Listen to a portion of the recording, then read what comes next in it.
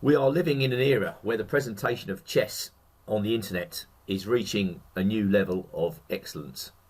And it doesn't really matter which website you go to. You can go to Chess24, you can go to chess.com, ICC, you may alight at Play Chess, the chess-based website. Wherever you go, you're going to get really expert commentators giving their opinions, showing variations, taking you through the games of high-class tournaments. And most of these broadcasts are live.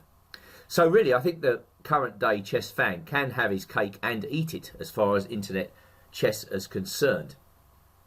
This led me to thinking, where actually we take it from here, because it's clear that chess organisers and website owners are trying to mass market the game. They're trying to broaden the base of chess knowledge. Not an easy task.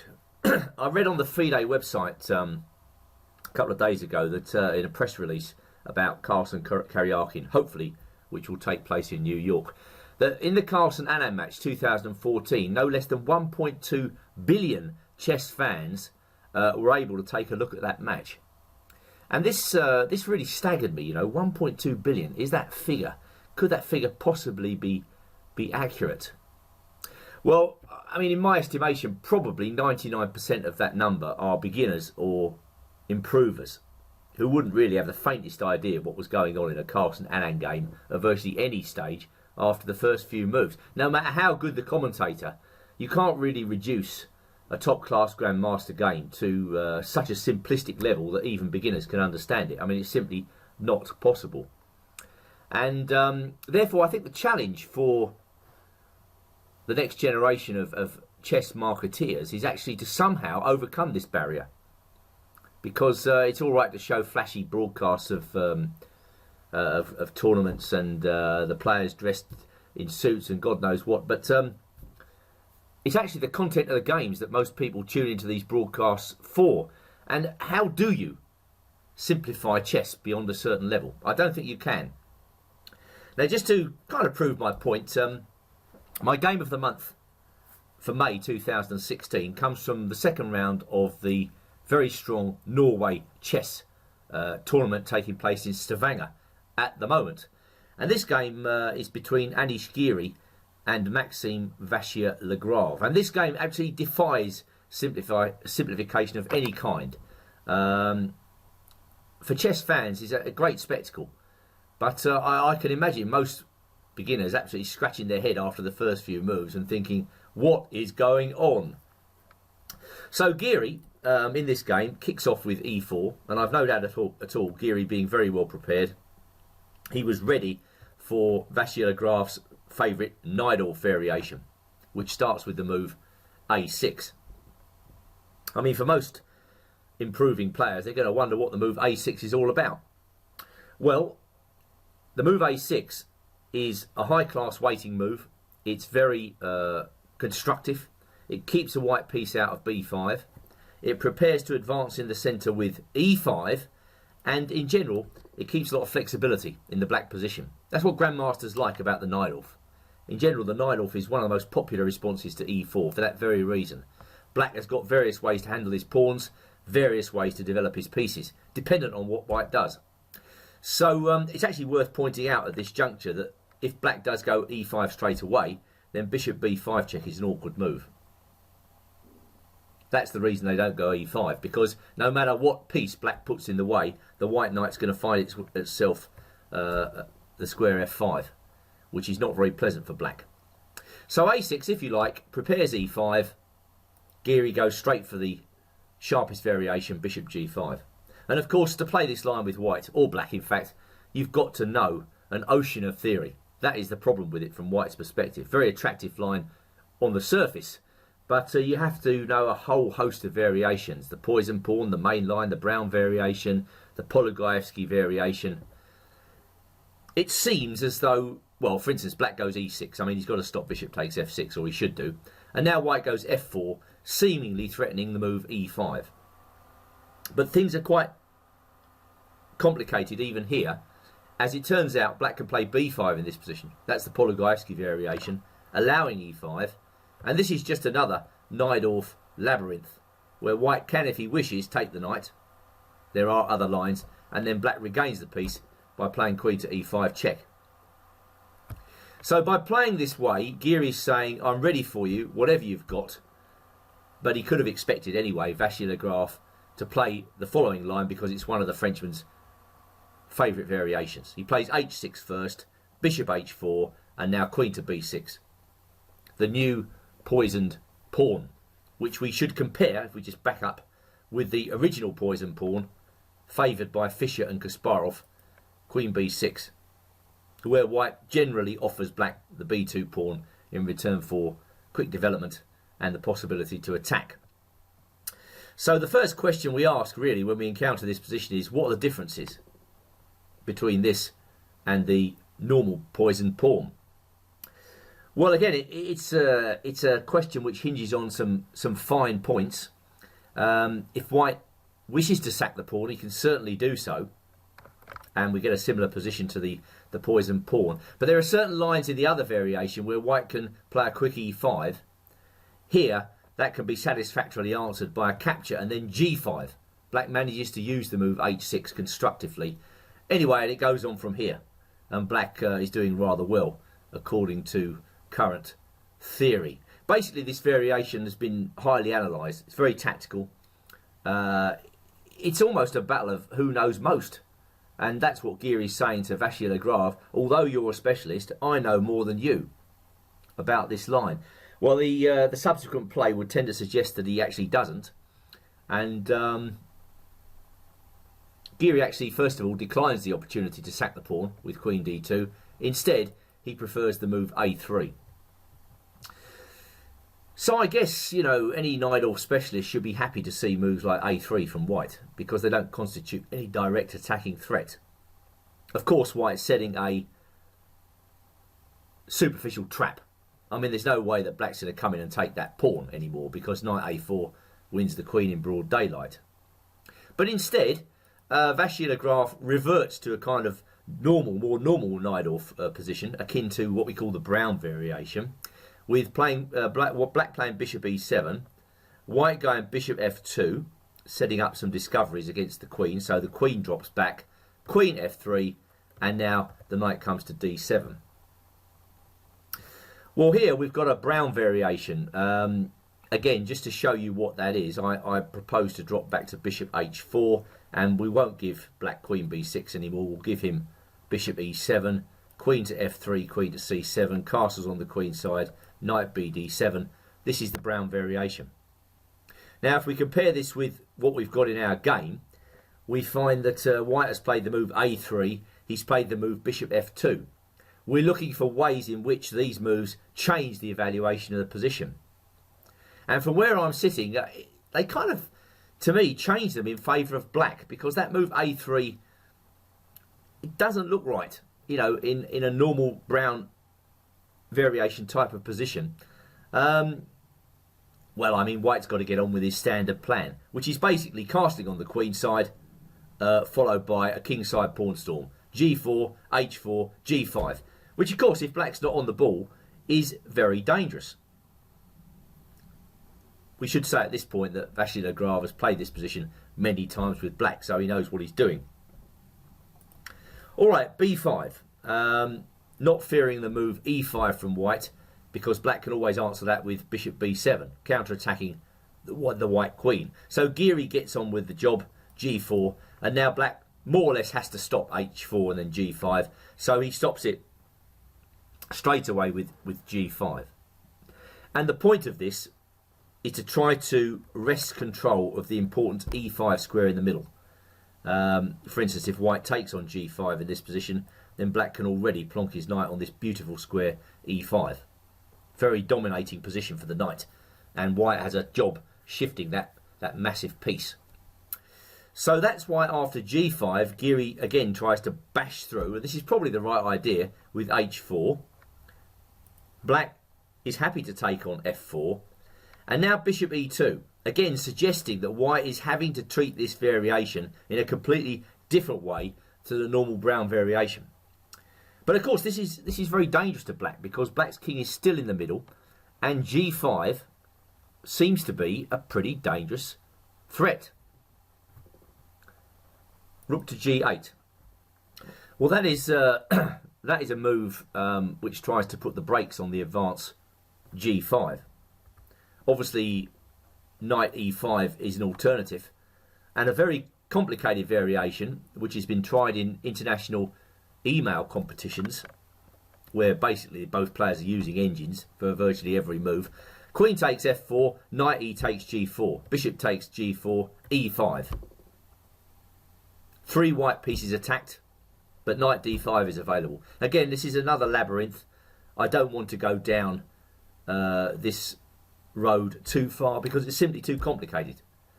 We should just say then, going back to the game, Vasily Legrand prefers rook g8. He's trying to hold up the move g5, and rook dg1 is, well, the most clear attempt by white to force through that move. Now, after the game, the move g5 was discussed. Again, this has been extensively analysed by very strong computer programs. We don't need to have a computer program to see what white's trying to do. He's trying to break through to black's back rank. And in fact, he can manage this if black takes on g5 twice. Down comes the rook. Now the question is, in this position, after rook g8 takes, can white take this position further? Can he take his attack further? It's worth pointing out the immediate e5, which opens up fire against the rook in the corner, is probably satisfactorily met by bishop b7. White hits the knight and now castles on the queen side. I think black is fine here. If black's allowed to do this, he's okay. So going back to knight takes g8, white should probably play queen g2 straight away, attacking the knight. Now black's got to change his ideas, and maybe now e5 is another possibility, which future generations of white and black players will have to examine. I mean, this is just getting incredibly complicated. There are lines where, for instance, black takes on e5 and then white goes ballistic with knight d takes b5. According to my engine, this is the best move. Then taking the rook on a8. And now we get the crazy variation b4, a takes queen b7, where who knows what's going on after bishop b5, bishop f3, and now e4. I mean, even for very strong players, this is a pretty baffling position. White seems to be material ahead, but look at those central pawns. Irrational sort of stuff, and I don't know. Anyway, again, it's unclear to me how much preparation is involved here. I think g5 may be a better chance for white, but clearly you would have to look at it very closely first before you went in for it. So rook dg1, trying to hack through with a move g5, and now an excellent move by black d5. If white is playing on the flank, black reacts in the centre and en passant protects his f4 pawn. Whilst that pawn's still on the board, you know, it's a bit awkward for white to play around it. E takes d5, the pressure was on white in the centre. Knight e5, another very good move. Obviously, white can't take this pawn because of knight d3 check, and the white queen's unprotected. So Geary puts his queen on h3, and now e takes d5. Turns out white's pawn at g4 is really under some fire now, and black is really benefiting from the fact that he hasn't moved that bishop on c8 yet. Well, this is quite a difficult position for white to handle, because I'm sure Geary was looking at it, trying to find a way through, but it turns out that it's actually quite difficult to take black's position by storm.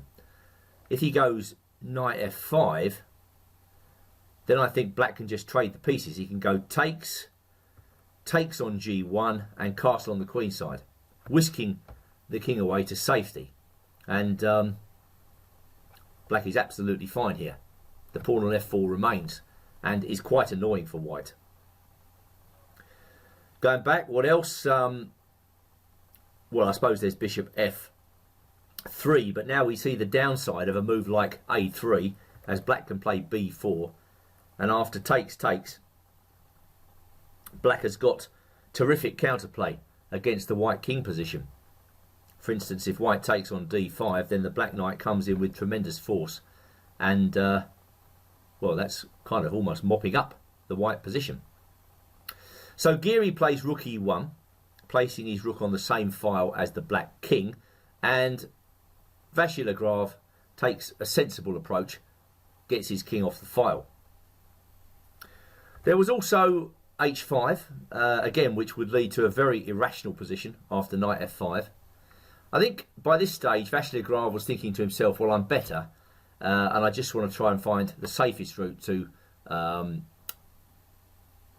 realise my advantage. Essentially, in this position, black's threatening the move h5, which would win the g4 pawn outright. So whatever white does, he's got to be alert to that fact, and that's why Geary puts his knight in on f5 to try and block out the threat. Well, that knight can't stay on the board. It's too dangerous, close to the black king, so Vachier-Lagrave takes it off, and now he puts his bishop on c5. Again, a rather clear move. When you think you're winning, or when you are winning, you definitely want to avoid too many complications. Now, black could have played bishop takes a3.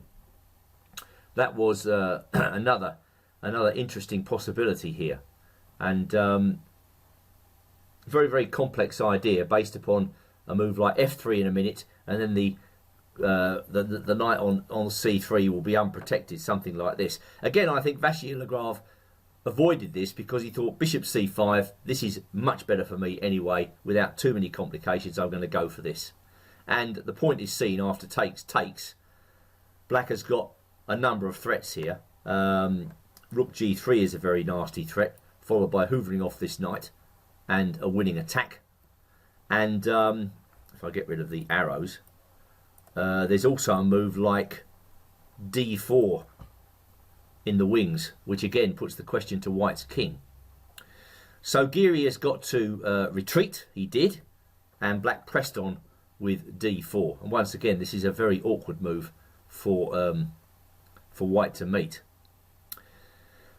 Well, he's got to find a square for the knight. He went back to base. That doesn't look very inspiring, but the alternative, knight d1, was even worse, I think, as black now pushes forward with f3 and then b4.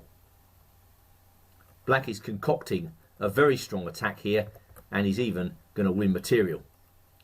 There's a long line here where basically the end of it, black is material ahead. So Geary naturally strives to avoid this. He plays knight to b1, and now ferocious centralisation from Vachier-Lagrave, knight to e4. Very powerful. Bishop f3. Knight takes f2. Black's keeping it simple, and white took on a8. Pieces seem to be sprayed out a bit. I dare say white was quite afraid of the move d3 in this position, and with some justification, as it takes a can opener to his king. He takes on a8 in the game, but this allows the French Grandmaster to fashion a very nice tactical finish here, and black moves in with knight ed3 check. Again, to the beginner or improver, this is going to seem like a baffling phase of the game, because he's going to wonder why white doesn't take this. Well, if he takes it, he gets duffed up with bishop takes a3, check. Discovered check from the queen. The king moves out to its doom, and bishop b4 administers the final rights. So after knight ed3 check, Geary reluctantly had to play king d2. Again, black keeps it as simple as he can. He takes the rook off, and the next point is that if Geary recaptures, well, we can take on h1. We can certainly take that rook, but d3 is now a winning move, bringing all the black pieces into the attack. Now we take the rook and bring the rook down to g1. That's what d3 did, cleared the way for the rook to come in. White's completely lost. The finish was very attractive. Geary took the knight on f2. d3 again, opening up fire with the bishop. White takes on e1, and now bishop e3 check was the concluding move. White has nothing to do. If he takes the pawn, we go queen c4, mate. If he goes king d1, we go queen takes c2, mate. So really a tremendous counter-attacking game by Vasily Grave, and Geary never really got his kingside attack going. But it takes skill of an incredibly high level from the black player to virtually erase any thought of white attack against his kingside and to counter-attack in the middle. So really, in my estimation, that was a terrific game. But you see the difficulty, don't you, in presenting this game to the average chess player. It's almost impenetrable. And that is the challenge, as I say, for those who will try to mass market chess in the upcoming future. I mean, that I think is the future of the game. We've got to use all these tremendous internet tools at our disposal to widen the base of chess. And I'll be interested to see how the future pans out.